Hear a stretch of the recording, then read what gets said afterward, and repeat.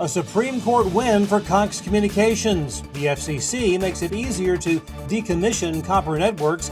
Foreign-made routers go on the banned list. NATE urges House passage of legislation to protect the infrastructure workforce, and the end of an era in radio news. Those stories and more on This Week in the Broadband Universe. Hello, everyone, and welcome. I'm Craig Corbin. A unanimous ruling from the Supreme Court this week that Sony cannot hold Cox Communications liable in the music download copyright battle. In the majority opinion, Justice Clarence Thomas wrote that merely providing a service to the public, knowing that some will use it to infringe copyrights, does not bring liability. Also written in that was that in order to be sued, an internet service provider must actually intend for its service to be used for infringement or tailor it for illegal activity. Sony previously won a $1 billion judgment against Cox at trial. The FCC this week taking action to speed and streamline decommissioning of copper networks. Some filing requirements were done away with, and companies have the authority to grandfather legacy copper service such as voice and low-speed broadband. In other action from the Commission's March open meeting, a proposal was adopted looking for comment on methods to incentivize communications companies to onshore call center jobs. The FCC also exploring ways to make spectrum available for spacecraft. This in response to the SpaceX orbital data center application, along with the Blue Origin plan for 50,000 orbital data centers and the even larger StarCloud application to launch nearly 90,000 such units. Also from the FCC meeting, consumer-grade routers manufactured in foreign countries are now on the list of products considered to be national security threats. Routers with conditional approval by the Department of Defense and Department of Homeland Security were granted an exemption. In addition, existing routers are not impacted by this decision. Elsewhere, FCC Commissioner Ana Gomez protesting the exclusion of her dissent from the Nexstar Tegna approval record. Gomez says the commission declined her request to attach her statement to the FCC Media Bureau's order approving the $6.2 billion merger. And speaking of that pending merger, a coalition of groups opposing the deal have now filed an emergency petition and appeal with the Federal Communications Commission.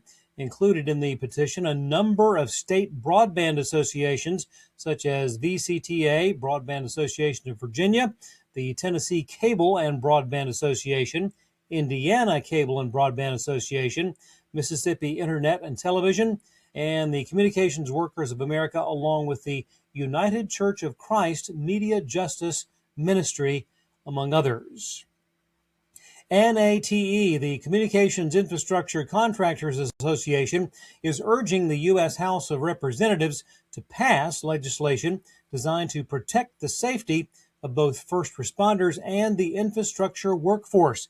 The First Responder Network Authority Reauthorization Act aims to extend the FirstNet Authority's mandate through 2037. That's a move that would ensure long-term stability of the nation's only dedicated high-speed broadband network for public safety.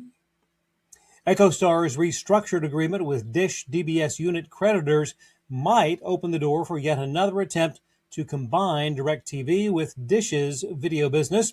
A filing with the Securities and Exchange Commission revealing that EchoStar would prepay certain Dish obligations and repay $1.6 billion of an outstanding term loan. Disney saying goodbye to its OpenAI investment of $1 billion. That on the heels of word that OpenAI will shut down its Sora AI video app only months after it was first launched last fall. The app created a seismic reaction from Hollywood with its free use of established intellectual property and known actors.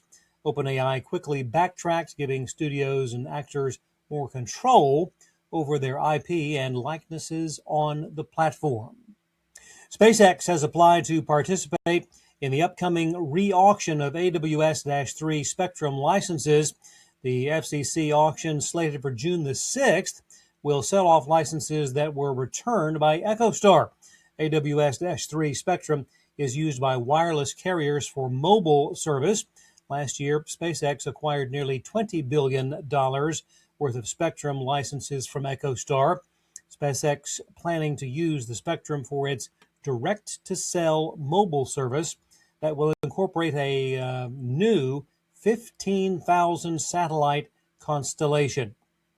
And finally, a bit of sad news with word that after 99 years, CBS News will shut down its radio division on May the 22nd. 700 affiliated stations nationwide will now have to find another source for their top-of-the-hour news. CBS News radio division dating back to September the 27th, 1927.